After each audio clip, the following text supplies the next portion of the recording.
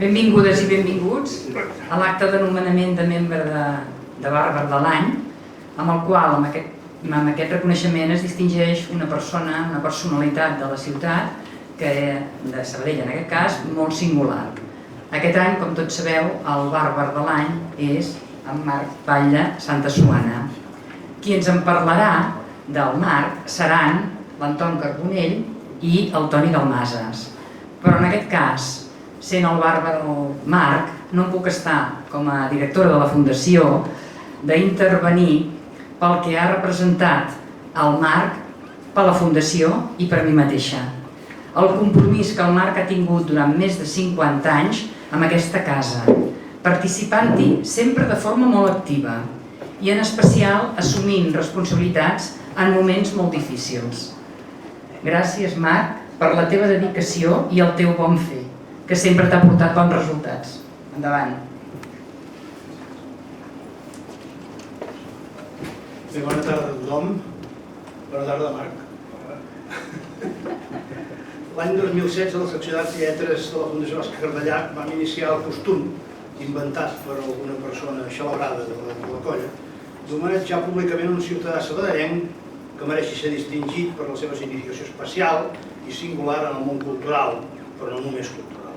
La intenció és reconèixer el deute que Sabadell té amb aquells que contribueixen a fer una ciutat i un país més civilitzats, més cultes, més lliures, més racionals i, per tant, més feliços. Des del primer moment, el primer homenatge, ja vam voler, però, que aquest reconeixement sortís una mica del to oficial que acostumen a fer les institucions, una mica tibat, i coincidint amb el fet que el primer sabadellenc que vam voler honorar va ser Joan Oliver Pere IV, perquè li devíem, vam prendre uns versos d'ell, en els quals ens van servir per atorgar el títol de Bàrbar de l'any. Pere IV, amb l'esperit sabadellenc sorneguer i contrari a les solemnitats tibades, va escriure un poema amb motiu del centenari de Joan Maragall, la mare del qual era Rosa Gorina, sabadellenca. Un poema que acabava així: Don Joan, excusi la franquesa, però no oblidi que vostè i jo venim de Sabadell, poble d'estar per casa. Al capdavall som bàrbars. I esclar, aquests bàrbars vam dir sí, som bàrbars. I va ser aquest darrer vers el que va inspirar el nom amb què vam decidir reconèixer els sabadellencs que despunten en algun camp de les arts i les lletres, nomenant-los, com deia el poeta, bàrbars d'estar per casa. Podem resumir en bàrbars de l'any.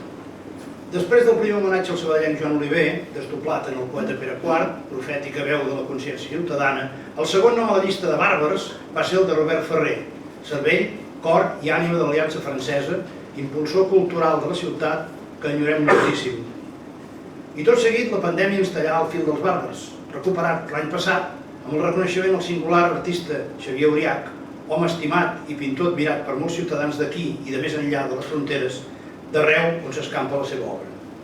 Malgrat tot, doncs, guiats per la idea que és absolutament imprescindible ser agraïts amb les persones que contribueixen a enriquir la cultura d'una ciutat massa atrafegada en altres afers, ens apleguem avui per destacar la figura del Marc Batlle, oficialment de professió arquitecte, però en realitat síntesi de sabadellenc inquiet, ordenadament iconoclasta, rigorosament complidor, amant de la lectura i de l'amistat, de bon humor punyent i afinat, lector voraç, excepte de poesia, amant de l'estiragot subtil i de la imprescindible ironia, persona molt estimada, conversador incansable, ciutadà compromès, de ment oberta i d'opinions contundents, ben arrelat amb els peus a terra, d'una extraordinària humanitat sensible i intel·ligent, la relació amb el qual estimula a viure intensament i ajuda a mantenir viva l'esperança d'una societat més culta, que vol dir, com deia, més lliure.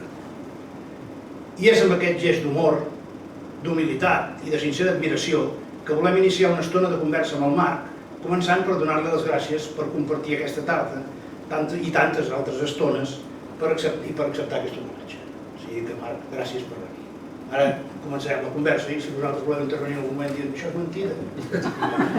Podreu fer perfectament. Sí. Bé, volem començar aquesta conversa precisament parlant del que, des de la nostra secció d'Arts i Lletres, a la qual el Marc està integrat, ens sorprèn fins i tot, no? Perquè ell no és un home de lletres, ha estat un arquitecte. I escolta, ens agradaria molt de saber aquesta professió d'arquitecte, que tant ha centrat la teva vida, per què arquitecte? Com és que vas triar l'arquitectura com a professió? com diuen a vegades, és una llarga història. Primer, jo recordo que a Can Colapi, quan vam acabar el curs de sisè de batxillerat, és a dir, que ja havíem de sortir del col·legi, ens van fer un examen psicotècnic. I ens ho vam prendre una miqueta de conya, perquè ens han de fer un examen psicotècnic. I hi havia moltes preguntes, i jo m'hi vaig anar, però amb una idea molt concreta, perquè quan ens preguntéssim cap on volíem anar, jo els orientés cap a una carrera curta, perquè jo no volia fer carreres llargues. Aleshores, doncs, es va fer, jo vaig insinuar no sé què d'aparellador, no sé què, i total, resum, en l'informe al final posava en Marc, si vol fer una carrera tècnica està preparat per fer una carrera més curta com la d'aparellador. Bé, anem bé. Però el que està més ben dotat al Marc és per fer filosofia. O sigui que un home de lletres no, doncs mira, ja ho veus. Ja apuntaves toneres. Ja ho veus. Després, esclar, vaig haver de parlar amb el meu pare perquè em preguntava Nano, que sempre em deia Nano, el meu pare, que ell es deia Marc, i esclar, el Marc era ell. Digueu-li al Nano. Què penses fer? Jo, esclar, després de dir allò de vendre la casa i anar a lloguer, ja se'm van acabar els recursos per no entrar en tema. Jo vaig dir que m'agradaria fer aparellador. I va dir, ara ens sembla molt bé. No, primer el Josep Maria Plans va intentar enredar-me per fer medicina, perquè ell feia medicina. I jo li vaig dir primer al pare, vaig dir, no sé, havia pensat que el Josep Maria Plans fer medicina. Home, no, fotis. Jo pensava que faries alguna carrera que anés lligat amb la feina del teu pare, del teu avi, del teu besavi, és a dir, lligat amb la construcció. Llavors va ser com vaig dir que volia fer aparellador. Però vaig estar a punt de contestar-li al meu pare una cosa que ens hauríem començat a barallar-nos, i és que jo recordava que el meu pare m'explicava una vegada, ja feia molts anys, que ell volia fer medicina. I l'avi Pelayo, que era constructor, la resposta va ser fotre la vestida l'endemà. I així m'ho va dir, i esclar, no li vaig poder recordar això perquè hauria acabat, diguem-ne, superant els arguments d'ell. Total, que van quedar i així no va passar res. Però més tard, cap de no sé quant temps, un dia em diu, saps què? Jo havia pensat, havia pensat que per què no fas arquitectura? I com et dic, perquè és molt llarg. I pensi que després del sisè de batxillerat que he acabat ara, bé, preuniversitari, el curs comú de ciències, la iniciació de l'arquitectura, que era com l'ingrés, que ja comptava 2 anys, perquè en un any només conec una persona a Sabadell que em sembla que és aquesta sala, que vagi passar un any, era difícil. I després els 5 cursos, és a dir, 5 i 2, 7 i 2, 9, molt fort, tot això de 9 anys. Bé, d'acord. Va quedar així una altra vegada. Però quan es va tornar a insistir l'home. Però esclar, és que jo li deia, escolti, sí, faig aparellador, després el curs d'accés puc fer arquitecte. O sigui, faries molts anys i tu no em vols fer tants anys. I, bueno, que sí, que no. I al final vaig veure que jo tindria la batalla perduda si no pujava el carro dels guanyadors, és a dir, el del meu pare. I vaig dir, mira, sap què? Jo començaré arquitectura. Si no m'agrada, doncs ho vaig a fer aparellador. I si m'agrada, doncs continuo. I és com m'agrada, i molt. És tota una història llarga, però perquè això de les coses vocacionals jo no hi crec.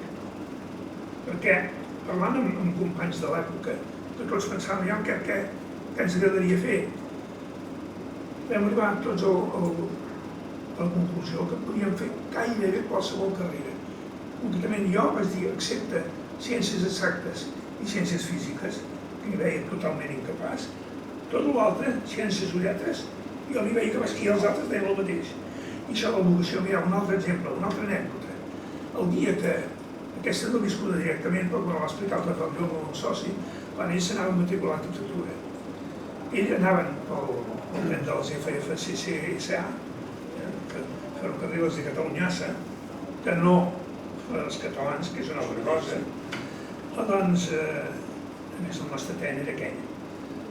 Anaven al Sequial Vila, que volia estudiar arquitectura i ho va fer, la seva altra Ferrellón, que també volia estudiar, també ho va fer, i quan va arribar el Gilbert López de Talaia, volia fer farmàcia, i ets de la mateixa edat.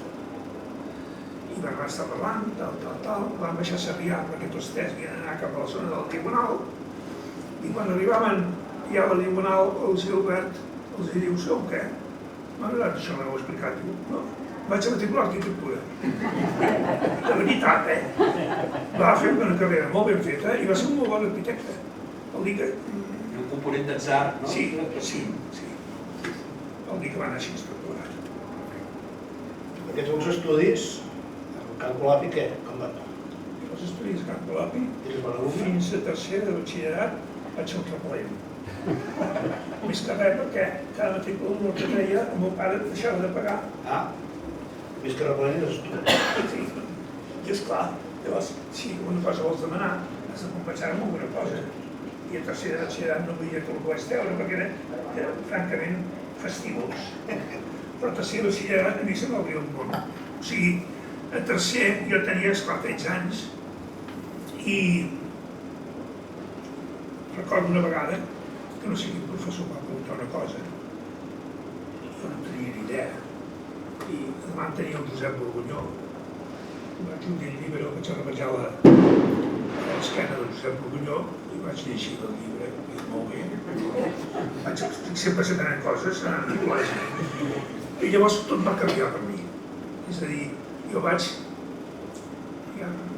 No puc dir que vaig valorar més fer el gamberro que estudiar, perquè jo un mínim d'estudiar ho feia, els altres van baixar automàticament.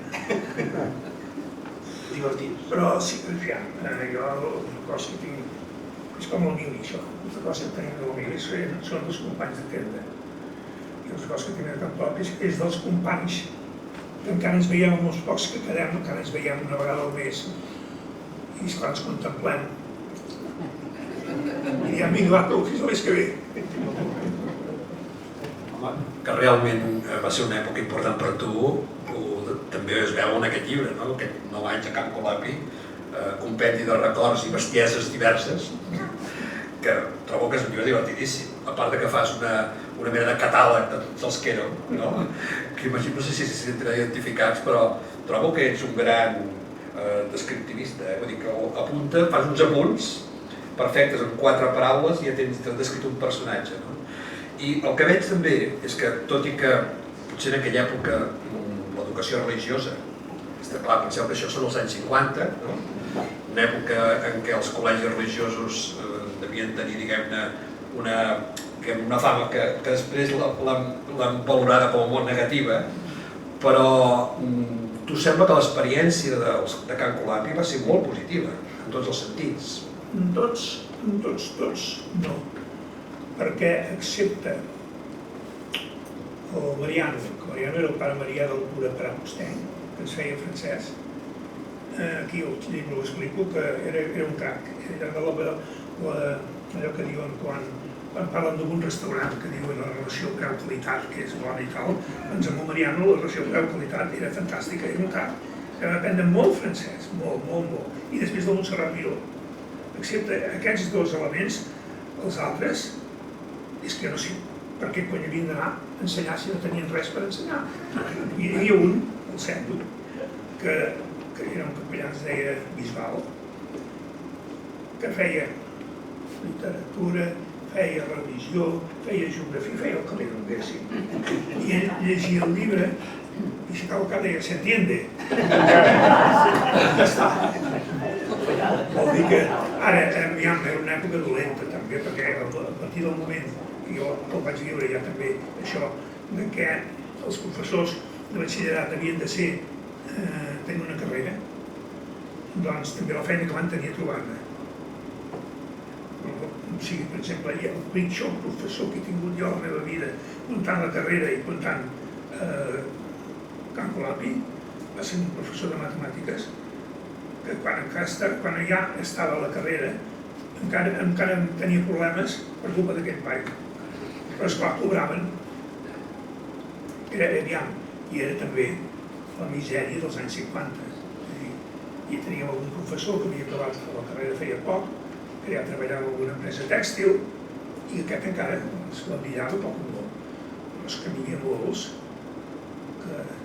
que veies que també cobraven poc. I pel de més, esclar, en una escola religiosa ja sabíem què impressionava. Per exemple, amb el centre que us he dit, cada dia ens feia recitar el rosari. I tots esperàvem quan li tocaven els segalers, que era un any més gran que nosaltres, perquè parlava d'aquesta manera dels pocs entreteniments que teníem, que parlés els segalers.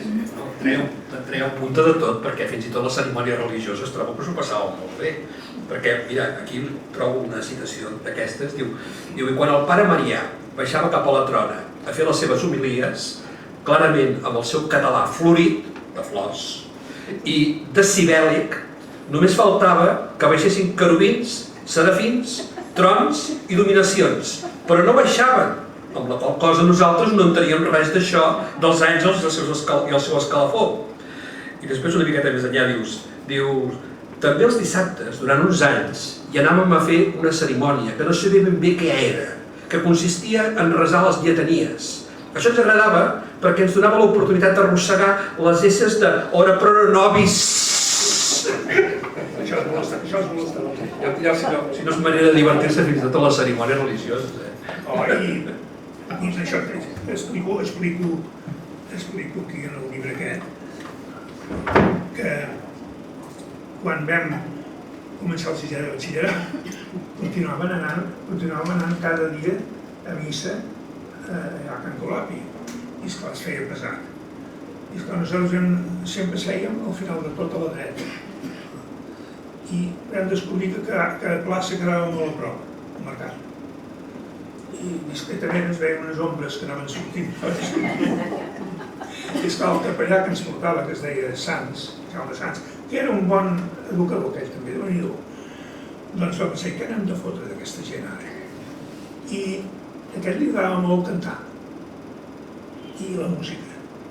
I un dia ens agafa tots i ens anava preguntant, digueu alguna cosa. A la que un li va dir, ho digui, pa, diu, tu fora. Però com 4 que van quedar ja marcats. Bueno, 3 perquè feia per això, i l'altre perquè cantava molt bé, amb totes, se les sabia totes, però era mono...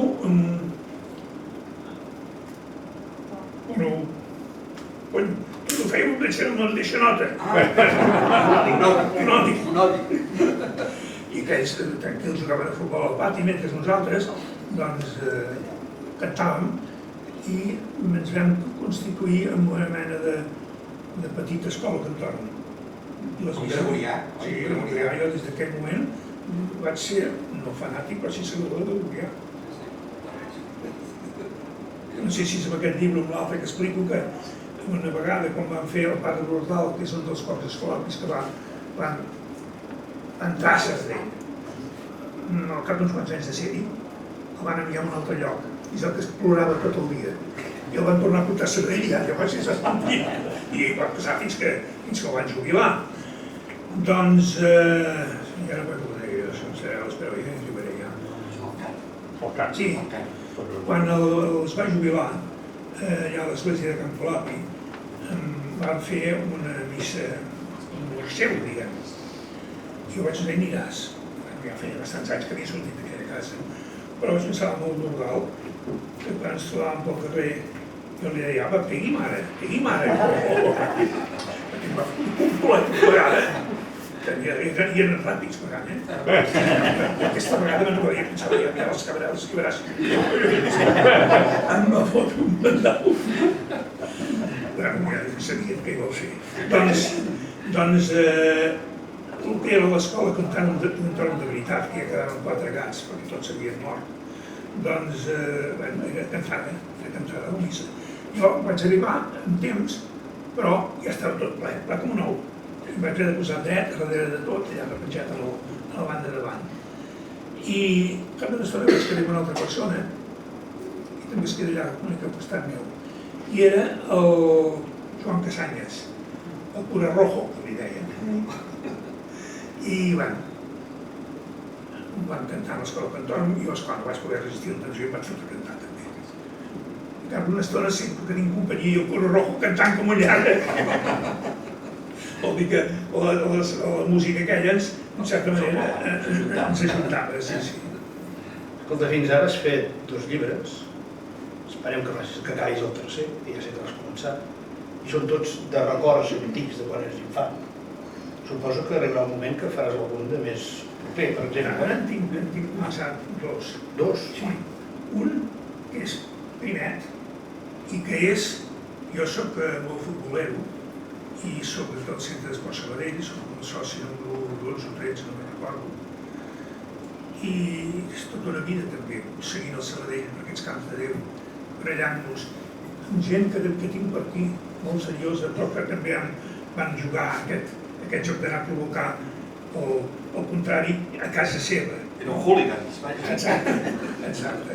I explico en aquest llibre, curtet, al Centre d'Esport Sabadell i jo, explicant aquestes coses, que com que deixo anar noms coneguts, doncs el puc que ho llegeixi dirà, i ara aquest, el del Marc ja ho sabíem que era una mica així, però aquest també. I l'altre, que sí, és que vaig pensar en mi, molta gent em demanava, a veure si amb el mateix sentit de l'humor no agafava a partir del acabar de la infantesa i fins a l'actualitat. I jo els hi vaig dir, nois, això em fa una mica de por perquè n'hi ha molts de vius. N'hi ha masses de vius, no és que els voldries matar, però és que em vaig trobar en aquest primer llibre tan innocent que em van enviar un advocat. Per què, carai? Què? Les querelles dels pagès. Les querelles dels pagès. Bé, jo puc dir noms, mira. Quan arribes a una certa edat, tanta foto. Un capítol concret parlava de les pastisseries de Sabadell, que quasi no em quedava cap, de les de sempre i tal. I de les de sempre, jo vaig anar dient els noms, però els renoms també. I aquí va ser... Sí, aquí la vaig cagar. Perquè quan va sortir el de la Rambla, el Descar, vaig dir, no sé si vaig dir el Cuquet, el Xionet, no sé què vaig dir. Vam enviar una carta, em deia de tot, no sé què, no sé quantos. I bueno, hi havia un advocat, no va ser un advocat, va ser una advocada o advocadessa, com se digui. Va telefonar i, que vostè, que tal que qual, aguantant. Em dic, escolti, vostè per la veu, però tu, no li vaig dir, és una senyora, és un tram que no és una senyora. Però bé, ha de ser jove vostè. Diu, sí. I de Sabadell? Diu, sí. Dic, i els seus pares de cal gent estar com la deia. Silenci absolut. Diu, bueno, miri, excusis d'una neu alta. Dic, no pateixi, m'excusaré, una carta m'excusaré, amb la prometença, a més que si faig una altra edició, això no sortirà. I em sembla que si ho va sortir, ho he fet 300 llibres i després va fer 200 més. I en els 200 més ja no hi sortia. I així es va acabar tot. Clar, si per una tonteria així envien tots els carrers... Si dius les malifetes que veu fer, vas a la presó. I esclar, diuen, no diguis els noms. Si no dic els noms no té gràcia, perquè s'han de dir els noms. Per bé i per mal, sent molt carinyosos amb els que és per mal. Perquè si el professor de matemàtiques Selva hagués dit jo el que sentia cap aquell home, ni el primer ni el segon ni el tercer dia. Escolta, ara que has parlat d'això de Sabadell, tu has format part d'un seguit d'entitats, has sigut president d'aquesta casa, vas estar un dels fundadors del Museu d'Art i t'has mogut en la vida sabadellenca d'una manera militant. I ets un sabadellenc militant de cor, que sempre que pots, sempre que podem. Els de Terrassa ens les tenim. Jo he tingut de defensar. Sí, a Terrassa m'ha tingut de defensar a mi a Terrassa, que si no véssim a cor. Però sí, però vam fer un plec. Va, deixar-nos-la. Però també, a més a més, vas comprometre, perquè políticament tu vas prendre una decisió que em sembla important de participació en la vida activa de la ciutat en un moment històric importantíssim. I vas entrar a l'Ajuntament l'any 77. I vas fer 2 mandats, fins al 85. Des del 79 al 83 i del 83 al 87, dues legislatures que Sí, és veritat. Com és que vas decidir això? Tan divertit que era mirar-ho. Perquè primer que el Vigatà no em deixava viure. Ah, Ell em coneixia d'aquí a la fundació i esclar, jo era arquitecte. L'arquitecte és, entre altres coses, un home que ha estudiat i ha viscut molt l'humanisme, la gent. L'arquitecte es fa amb la gent, amb els companys, amb els temes que es parlen amb els companys. I esclar, es parlen de moltes coses, de moltíssimes, s'aprèn molt més que moltes assignatures. I el Vigatà anava insistint, mira, me'n recordo que el telèfon, em va anar al seu telèfon perquè el truqués si jo canviava d'opinió, i mentre jo anava parlant amb ell per telèfon, jo anava apuntant aquest telèfon, apuntant. I al final, no sé si era una vintena de responsabilitats de que jo no sabia com treure molt de sobre. No, és veritat, esclar, jo tenia l'il·lusió de començar a treballar, ja érem amb el meu equip, ja teníem format l'equip del despatx, ja teníem feina, afortunadament, i esclar, hem sortit amb això. A més, clar, la primera resposta que li vaig donar dic és que jo estic una mica a l'esquerra de vosaltres. I per això sol que em diu això. I és veritat. El que passa que amb els papers que em va enviar de Convergència, doncs hi va haver un que m'agradava molt, que era no sé com es deien els quants trobàvem tots i tal, que el Josep Maria Collell parlava de la... com se'n diu? Ha estat conseller d'Economia. Sí, però defensava la Convergència com a partit, d'entre altres tendències, la de... no socialista. Això no ho fa, això ho fa l'edat, encara que tinc memòria per moltes coses, però l'edat és traïdora. I m'ha agradat molt, allò. Mira. I llavors, perquè el Vigatà em deixés tranquil, vaig dir, va, com que he llegit això i m'ha agradat, doncs ben bé. Perquè sí que rumiant una certa il·lusió, sabent com funcionava l'Ajuntament almenys de Sabadell, coneixent la ciutat, perquè la ciutat no la coneixia molt bé. Després no la vaig conèixer més, però la ciutat no la coneixia molt bé i moltes vegades, les havia trepitjat moltes vegades per feina, per curiositat i per veure com estava muntat tot allò, o desmuntat. I bueno, intervenir en les coses de la meva ciutat, poc o molta idea o poc o molta aportació podia fer. Jo no sabia que, esclar, hi ha les eleccions, que ens fotria una pallissa, que aniria per a l'oposició, però vaig veure que exceptuant, és a dir, des del 79 que vam entrar fins al 82, és quan el Felipe González va guanyar a Madrid.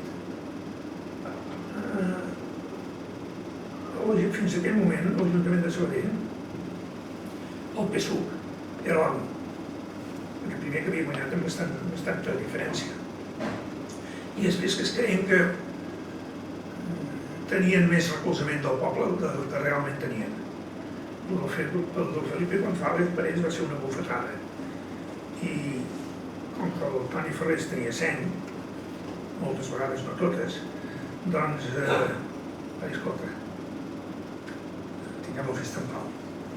I sí que em dóna la gana de dir que fins al 87, que és quan jo em vaig deixar, aquell ajuntament el feien funcionar entre tots, inventant a la nostra manera una democràcia parlamentària a nivell local. I va valdre la pena. Ara, esclar, cadascú té la seva feina, té el seu ofici. És curiós que després de 8 anys vam ser uns quants que vam plegar de tots els... Aquí n'hi ha un petit muntat també. I també era una gran cosa, i que ara no vull pas ficar amb els que volten per aquests mons de Déu dedicant-se a la política, però tots els que vam sortir vam tornar a una feina que teníem, a un ofici que teníem. I així vaig mirant tots els que van, els 27, que van ser, comptant tots els partits, excepte un que era massa jove, però després ja havíem entrar, tots treballaven. I esclar, l'experiència de gent que coneix el carrer, que coneix la vida, que coneix ficar-se a poder decidir coses, crec que val la pena. Això ha canviat ara. No hi aniria ni borratxo, ara tinc 80 anys, vull dir que no. I escolta una cosa, parla'ns una mica del Sabadell d'abans i el Sabadell d'ara. Clar, tenim moltes imatges del Sabadell d'abans, no sé, per exemple, hi ha el famós text de Francesc Trabal que parla de Sabadell, no? En llegiré un trosset, però vaja, aquest seria el Sabadell d'abans, això és l'any 28, Diu així, diu, sé que si alguna vegada la idea d'aixecar el vol i anar-me'n d'aquests carrers iguals i encarcarats m'ha passat pel cap, de seguida l'he acomiadada amb una gran barretada i després, quan he cercat dintre meu la raó de la meva actitud, m'ha estat ben difícil i a la fi impossible de fixar. He vist aleshores Sabadell tal com deu ésser, en realitat, lleig, brut, deforme, amb uns arbres que tot sembla de carretera, amb un sol de safareig, amb unes cases que semblen de terrassa, amb un fred i una calor que cada any milloren de tots els records, amb uns centenars de quadres que fan un soroll monòton i torturador, amb unes xemeneies que trenquen la mica d'encís que podria tenir el paisatge, amb un fum que fa enyorar la boira baixa, amb uns cafès, amb uns teatres, amb uns cinemes de barriada de mil ciutat qualsevol, amb unes penyes i unes societats i uns clubs estandarditzats, amb unes escoles sumaríssimes, amb uns camps d'esport que fan pena, amb una gent encantada de la vida sense cap febre ni cap ímpetu, aliena a cap ideal de viure entremig de problemes ni de neguits. He vist així Sabadell. Però després no me n'he mogut i cada dia que passa em sento més lligat a aquell fum, a aquelles societats, a aquella gent, i quan vaig per la Rambla i veig el cel blau, entremig de les fulles, dels plàtans, m'hi encanto. I quan sento l'airet de mitjanit, l'hora que la claror que hi ha als carrers tot ho converteix en fantasmes. El meu cor bat regularment i al migdia, quan el sol desmanegat pren la fresca dins d'aquest Vallès amplíssim, la seva claror enlluerna tots els meus íntims anhels. I ara una passa, ara una altra, Sabadell sota els meus peus és aleshores una mica de carn meva i de sang meva, i qualsevol se n'allunya. No ho sabreu mai per què hi viviu. Si voleu, la gràcia d'aquest poble és aquesta, que no en té cap ni una. Però ben mirat, si us hi fixeu, en voleu una altra, de més temptadora? És un text que es correspon una mica també amb el teu humor sabadellenc, no? El teu humor sobre Sabadell, i evidentment que Sabadell ha canviat molt. Parla'ns d'aquest nou Sabadell, el Sabadell que tu has conegut, que tu has viscut. A veure, el Francesc Trabal no és de la meva època. Aquí per aclarir-ho. Aleshores, esclar, el que diu ell, hi estic força d'acord, perquè la meva època, la ciutat físicament era molt semblant a la del Francesc Trabal, i sempre comento que, parlant amb gent, que el meu Sabadell i el Sabadell del meu pare eren el mateix. En canvi, el meu Sabadell i el Sabadell dels meus fills era una altra cosa. Hi ha hagut canvi. Jo m'hi estic molt bé igual, al Sabadell. Jo em vaig acostumar a viure amb el Sabadell dels Salers, jo que no soc dels tèxtils. Abans us he dit que pare, avi, besavi, paletes. I el tèxtil, les coses que he après, les he après de les coneixences de mon soci, el Torrellón, perquè ell sí que era del tèxtil. Arran d'ell he conegut a moltíssima gent, moltíssima. Això de saludar pel carrer, m'encanta. I això que s'està perdent una mica, almenys em sembla a mi, l'existència d'aquests clàssics rasques. I a rasques a Sabadell n'hi havia d'excelsos. Com alguns, jo per exemple, no sé, el Lluís Còpies, ni jo mateix, que és mort, era un rasca. Podries parlar de gust estona. Amb el seu pare, encara era més rasca. I això hi havia una generació de diferència. Que és com els rastres bons, perquè hi havia races una mica més futurs, com eren el sastre Ribes, si t'agafava el sastre Ribes anaves ben arreglat, o bé el Mai de Cal Trabal, aquell que la seva senyora, quan van veure que la del salut l'imatge aquella estava una mica bruta, la van fer agafar aigua i sabó i la van refreir, la van destrossar. Per això no ho explicava ell. No em vol dir, però això, trobar, per exemple, en Joan Farell, un home d'aquesta casa, si vols que d'allà, donava gust trobar-te'l. El que veu que feia com porno i tal, amb aquests crits que feia, però t'entraves i aprenies coses. I s'està perdent, s'està perdent. Jo quan em trobo un gent conegut, no sé per exemple aquest d'aquí, sempre estem de conya, massa de conya. Massa de conya. Hem de fer parlar d'una altra cosa que quan hi ha la seva senyora, la cosa millora. A veure, el meu Sabadell, el que m'hi he posat a explicar anècdotes que la meva dona que està aquí ho l'ha sentit a dir 1000 vegades. Abans he dit que el curs d'iniciació en l'arquitectura de l'Ingrés ja comptàvem, la majoria de gent feia un curs en 2 anys. I esclar, jo vaig anar fent amb les bones notes que tu demanaves, el curs preuniversitari que vaig a Barcelona, que vaig aprovar tota la primera, el curs aquell que us deia de Comú de Ciències, que era eliminatori, a més, un sabadellenc d'arquitecte que és mort, va quedar una assignatura i va esperar tot un any, un curs que no sabia de res. Doncs, arribar al curs aquest d'iniciació, va fer de crac, ens vam plantar de 3. Aleshores, doncs, vaig d'estudiar aquest estiu, no sabia de res, però vaig estudiar-me per això. Primer, quan arribàvem a les vacances col·lectives, amb els de casa, teníem el costum d'anar a Berga. Això és un patomaire de vocació, com diu les orelles. I aquell any no vaig anar a Berga. I bueno, va passar una cosa que us explicaré. Vaig anar a dormir el primer dia que ja tots eren fora. I no sé, al cap de 2 o 3 hores em vaig despertar. Què t'has despertat, Marc? I no ho entenia. Fins que, tot d'on soc, i vaig veure que m'havia despertat el silenci, que no anaven els talers. Ja tenia talers a davant de casa, talers a darrere de casa. Vull dir que a Sabadell sempre, tots els torns i tot. I aquell ja estaves acostumat. Vull dir que el Sabadell aquest sí que ha canviat res. Ben determinat, això s'acaba. Sí. Aquestes xemeneies que tant es queixava el Trabal, resulta que ara les conservem, perquè són l'únic resta que queda del tèxtil, que és una vergonya, però no entenguem encara. El Museu de la Indústria Tèxtil, no sé si genera o el que vulgueu, jo no hi entenc.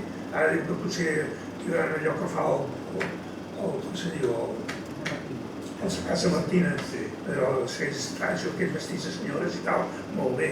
Em sembla que també tenen uns temors. Fixeu-vos una cosa. Tant tu com tu heu dit una paraula màgica. Mostruari. És mostrari. Però en diem mostruari. I tots ho diem. Això també és un altre element per tenir en compte que mirar-t'ho i seguir-ho ha de ser bonic, perquè esclar, vol dir que aviam si no. Esclar, mira, jo vivia del tèxtil. El meu pare tenia tota la clientela quasi, que no fos de casa o de pis, era de fàbriques. Ja m'has parlat de llenguatge i tu ets un gran lector. Sí. Què llegeixes? Mira, per 5 pàgines no hi he acabat aquell que us parlava l'altre dia del Celim. És un gran llibre, és un grandíssim llibre, aquell pare és un grandíssim feixista, però escriu de conya. I m'encara les 5 pàgines aquestes, perquè si no hauria fet tard aquí. No ho considerat. Que consti que el Marc, tot sortint d'aquí, va a un club de lectura d'aquest llibre. Viatge al fons de la nit, del Celim. Ens va dir, acabem que jo un quart de 9 he d'anar al llarg del llibre. Per tant, vull dir, no us aturem gaire estona, perquè un quart de 9 que faré tot. Bueno, és molt bonic això, que no tinguin activitat, per una verganya. No presumeixis tant de l'edat, tampoc. Mira-te'ls a tots i no en trobaràs cap, en absolut cap que sigui més gran que jo. Mira'ls. I n'hi ha algun que es veu molt gran. No estic mirant ara, però és molt més jove que jo. Del que llegeixes, quins són els gèneres que t'interessen? A mi m'agrada sobretot el que és història moderna i contemporània i a través dels llibres d'història, però més que dels llibres d'història, de les biografies i de les memòries. Jo, gràcies a les memòries, he conegut molta gent, la curiositat m'ha portat a comprar moltes coses. He arribat a tenir 20.000 llibres, que són masses llibres, i ara, em sembla que us ho havia dit a vosaltres, allà a casa meva són 120 pisos, i a la porteria hi ha una taula bastant gran. Vaig preguntar al president del comunitat, escolta, com ho dies que jo cada setmana baixés llibres aquí i que els veïns se'ls emporten? Diu, doncs estaria bé. I així jo vaig baixant llibres i se'ls emporten. Sí, dono vida una cosa que, està clar que jo no hi sigui, la meva filla segur que molt se'ls guardarà, perquè és una gran lectora, però no tots. En canvi, ara hi han sortit moltes coses que miro que algunes coses no treure-les, perquè esclar, hi ha coses que em fa vergonya haver llegit. Això és com la meva obra, diguem-ne, de l'arquitecte. Jo hi ha carrers que hi passo molt content per Sabadell, hi ha carrers que no hi passo gaire content. Perquè a la feina vam tenir la sort o la desgràcia que vam caure bé el client immobiliària. I d'aquest client immobiliària n'hi havia que eren molt seriosos, que no en tenien res, però eren molt seriosos, i deixaven més o menys fer, i n'hi havia que... Aleshores es fa, però quan estudiant tenim molts somnis, que si el disseny, que si tal, que si qual. Jo no sé si hauríem servit els 3 socis per dedicar-se també a interiorisme i disseny. Jo crec que sí, però hauria costat molt més. En canvi, quan tens feina, fas pisos i guanyes diners, que també importa. Els arquitectes d'avui dia que es vulguin dedicar a la professió liberal ho tenen francament fotut. No tots, perquè aquí n'hi ha un altre que no ho té fotut, però hi ha de tot. Escolta una cosa, tu dius que llegir porta a l'escriure i que de fet has estat com a lector que has arribat també a l'escriptura. I m'agrada molt un terme que utilitzes quan parles de la literatura o del que tu has escrit. Diu que tu no ets escriptor, ets escrivent. M'agrada la paraula. I explica'ns una mica aquest concepte. Una persona que sigui escriptor ho ha de fer algun assaig, ho ha de fer alguna novel·la. Jo no serveix per fer assajos, encara que escrivint petites coses que recorden un assaig són. Una novel·la és impossible, no podria fer mai una novel·la. Sí que podia fer allò dels cuentos que diuen, però no és novel·la. És literatura d'una altra manera, no té tant mèrit. Sí, segons quins sí, segons quins no, aviam. Mira, els que s'han oblidat aquest parell, segur, que són de l'ofici. I això, una meva cosina, a Tarragona, quan li vaig enviar el primer llibre, és clar que era pixat de riure. I diu, ets un marquet, que em diu un marquet, la família a mi, ets un gran escriptor. I vaig dir, no, soc un bon narrador. Escrivent narrador, ja és això. I és que crec que és el que soc. Ara, evidentment, si no hagués llegit tot el que he llegit, no m'hauria aventurat a escriure. Perquè jo aquí a Sabadell m'he trobat amb persones que em diuen, escolta, tu que ets escriptor, què et dirà ara aquest? És que jo tinc moltes coses, jo podria fer un llibre, des dels 14 anys ja vaig entrar al tèxtil, tal, i no s'escriu. Doncs que no en sé, clar que en saps escriure. Necessita un llapis o un ordinador. Jo escric a llapis, jo escric a mà. Jo no vaig, el moment que hauria d'haver après a escriure a màquina, que dèiem, doncs ja tenia feina. I esclar, si teníem feina, teníem una noia que feia la secretària, que era excepcional. I esclar, no ho vaig fer mai. I per això sempre he escrit a mà.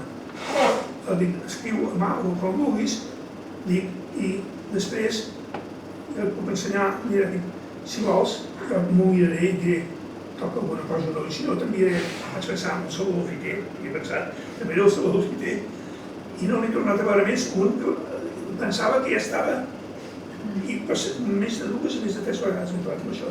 Jo tinc moltes coses per explicar, però explica-les. Oi que la barra del bar que les expliques? Oi que el futbol també les expliques? Doncs escriu-les. Si no, ara us podria preguntar jo a vosaltres.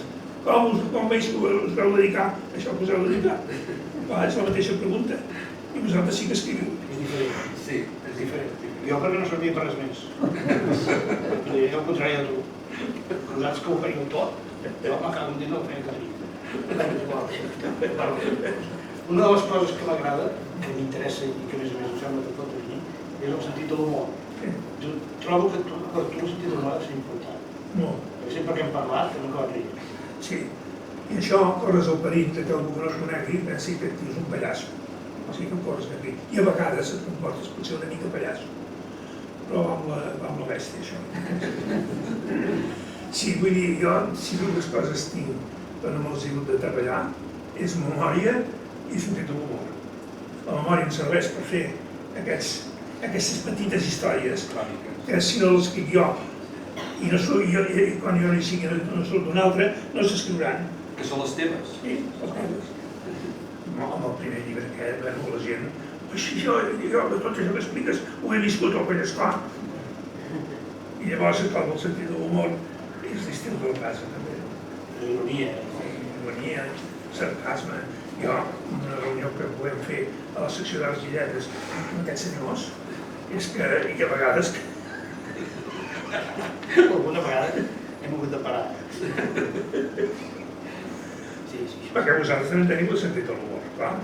Sí, però corre bastant. És que si no ens assolveiem de res. Hi ha una cosa també que seria interessant ara ja que anem acabant, Com veus el present i sobretot el futur de la Fundació, de la ciutat, del país? Això és una cosa una mica gran, Però vaja, tu agafa tu com vulguis. Comencem per la Fundació. Comencem per la Fundació. Si fos per les persones que hi treballen i que porten l'entitat formen part de la Junta i els coordinadors concrets de cada secció, ho veig fantàstic. Ho veig fantàstic. És a dir, com el Barça, això. Els jugadors són molt bons, però els de la Junta no hi entenen. No sé. Ara m'he ficat un nord. Sí. Ara, esclar, quin futur té la Fundació? Doncs pot tenir un futur molt fotut, de manera que si no hi ha... les coses no milloren, en poc temps haurà de deixar de ser Fundació i haurà de ser una mena d'institució, una mena d'això, que això significa que no tens qui t'ajudi econòmicament. I si els de l'entitat, a més de treballar per l'entitat, i han de fer molts calés, la cosa no funciona. Jo sempre dic que no entenc com s'ho van fer els de Reus amb el centre d'estudis. Allò és una virgueria. Centre de lectura. Allò és centre de lectura. Aquest és de Reus, Fotliques de Reus. Per què es diu Fotliques de Reus? Per què es diu allò Fotliques de Reus? Això, és el Tarragona, això. Bueno, nosaltres ens rebengem dels de Tarragona dient allò que tots sortim de Reus, hi ha un rètol que diu a 11 quilòmetres, ruïnes. I Estarem descansats. amb l'Anton, quan el vaig conèixer, vull dir que vam fer amics de seguida, també, com una vegada que em va passar amb tu. Però un dia em va dir que era de Reus. Jo tinc parents a Tarragona, de la meva infantesa també he passat molts anys a Tarragona. Ningú és perfecte. I van ensenyar que així com al col·legi, quan et tocava els cartaginesos, si sortia Aníbal que li van fer jurar Odio Eterno als romanos, a mi m'han fet jurar Odio Eterno als gatxets, els de Reus. Perquè fuleros, ara no es fa servir la paraula fuleros, ja no. Sí, definia no el xulo, no el fulero, era una altra cosa. Ara, la primera vegada vaig anar a Reus, i les següents que m'hi he anat bastantes vegades, capitaleja, punyeteu, capitaleja. Ja no sé què em dirà. Amb la fundació, si segueix sent fundació, jo pel contingut humà que hi ha en aquesta casa i per les ganes que hi ha de treballar, ja us dic un futur extraordinari sempre i quan hi hagi uns com en diuen, els patrons doncs que fuixin la mosca. Així està clar. D'una fundació, si hi ha algú que fuixi la mosca, malament rai. Des d'aquest punt de vista, jo hi he estat molts anys a la fundació, jo no sé quin any vaig entrar, però encara era solter. Vas entrar als 70. 70. Són molts anys, oi? Són més de 5 anys. Sí. Hi ha hagut èpoques de tot, però amb l'obertura primera que hi va haver, diguem, començada amb el senyor Joan Alsina, gran director i gran persona, que va obrir finestres. Això se'ns va obligar als que vam seguir a un ball, i després jo, continuant les finestres obertes. Una vegada les finestres s'han obert i s'han quedat les que volen quedar-se, perquè en principi entrava molta gent, però com que era de la fundació ja no es veiem mai més, doncs ja hi ha una base, però el dia que ha fet el debò. Aleshores, ja ho veurem, esclar, no es pot dir mai una cosa com anirà, però si és per les persones que ara hi tenim i per les ganes que hi ha de no equivocar-se, jo soc optimista, excepte el de totes les entitats, la qüestió econòmica. I la ciutat Sabadell com el veus, aquest Sabadell ara, actual? I el futur d'aquest Sabadell? Ara sí que et fico en un jardí, oi? Sí.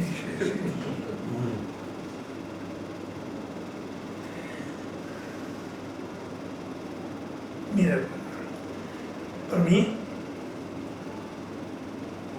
ara parlem d'alcaldes, aquesta no hi havia ara, no ho conec prou, però hi ha hagut 2 alcaldes que ens els mereixien i enteníem que era fer d'alcalde. Un va ser el Toni Ferrés i l'altre va ser el Matías Serracant. Tots els altres, no diré noms, si n'hi ha un que està a la boca de tothom, amb poca vergonya, a més, i un altre que era tonto, vull dir que hi ha i que ha fet carrera política. No li he passat el nom. Aleshores,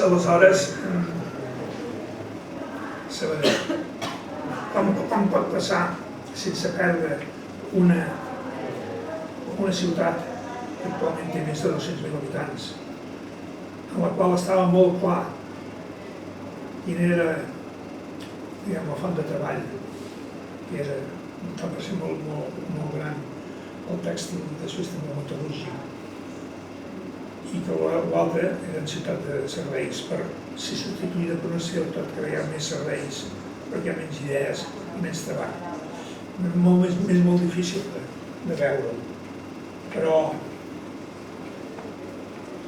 ara no me'n recordaré unes coses que vaig apuntar l'altre dia. Per exemple, i ara hi ha un que s'emprenyarà. El quart cinturó. El quart cinturó, com tots els cinturons que s'han obert i i que s'han discutit arreu de Catalunya, per exemple, quan parlaven del possible segon túnel del Tibidabo, o bé de la carretera que es va fer passant un circuit més o menys paral·lel al tren de Sarrià. Doncs recordo que l'Ajuntament de Sabadell es carronejava molt, per dir-ho d'alguna manera, o bé per trobar un altre verb, progressistava molt. Fins que al final vam arribar a uns acords que es va fer, i encara me'n recordo que el dia que es va votar en el ple de l'Ajuntament de Sabadell vam estar tots d'acord. Va haver una persona que es resistia i que va fer el que no es pot fer de cap manera, que és quan es va provar, va agafar el micro, era el Toni Ferrés. I va dir, però jo continuo dient que això no s'hauria de fer. Això no es pot fer. Després que vam fotut una bronca al sortir, però que t'has pensat, que la bronca no li vam haver fotut en un ple d'això.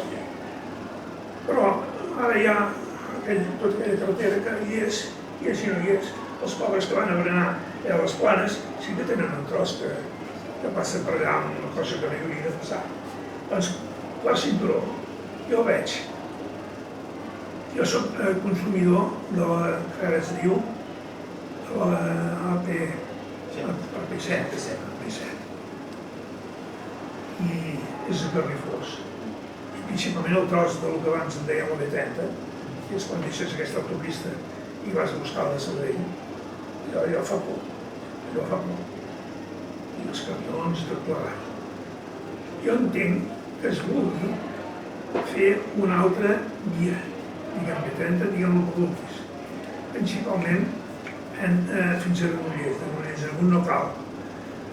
Perquè llavors, si mires que el tràfic pesat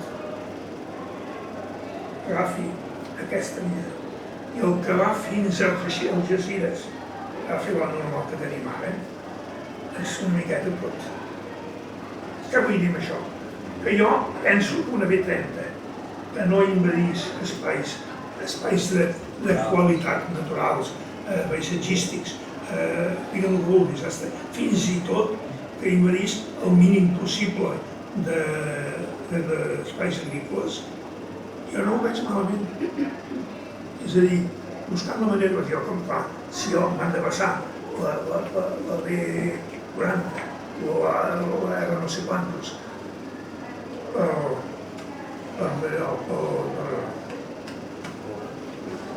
pel torrent de Colobrers. Jo en deia la Font de la Pescatanera petit.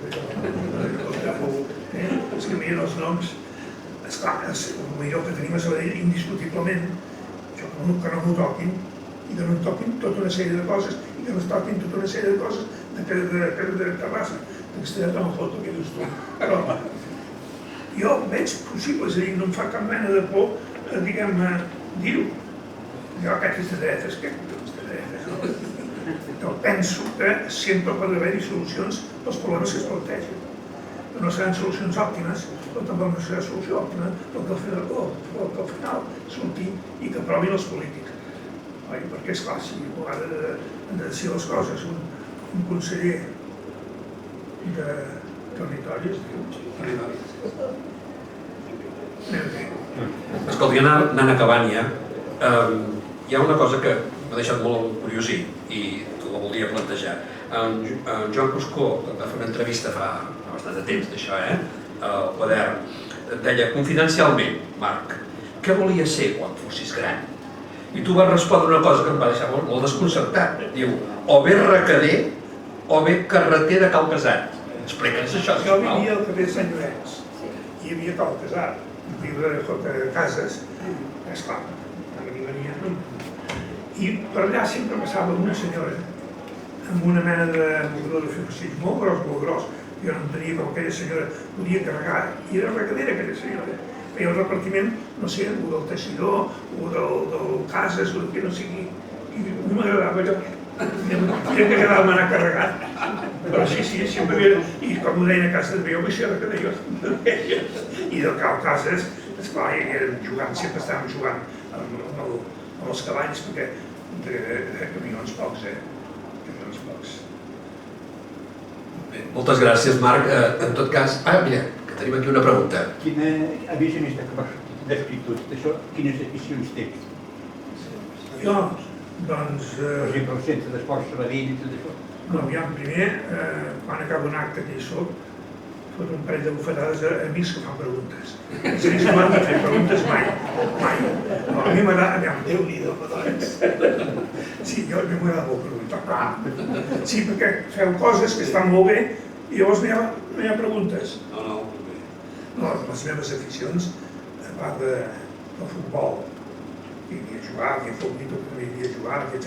El bàsquet, que també hi havia a jugar, aquestes coses segueixen agradant. Les meves aficions ara queden reduïdes a la lectura i a escriure de tant en tant, en aquests moments.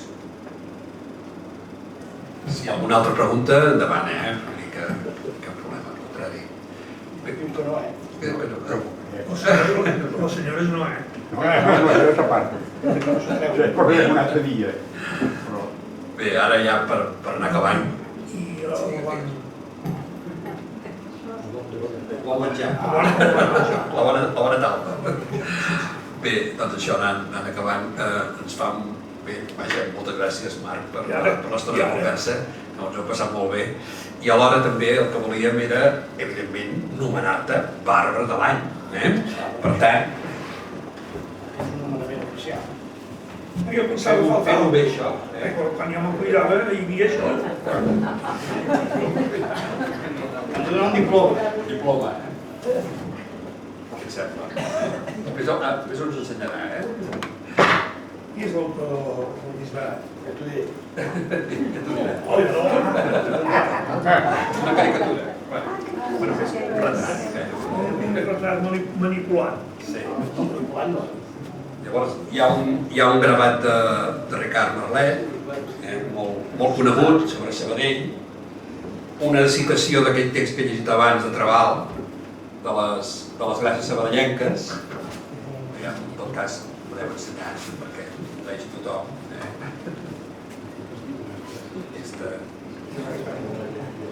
Això, ja la caricatura també la tens aquí, Sí, perquè la puguis guardar. Bueno, doncs moltes gràcies.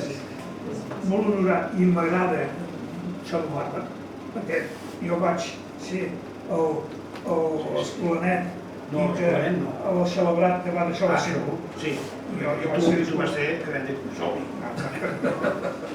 Moltes gràcies.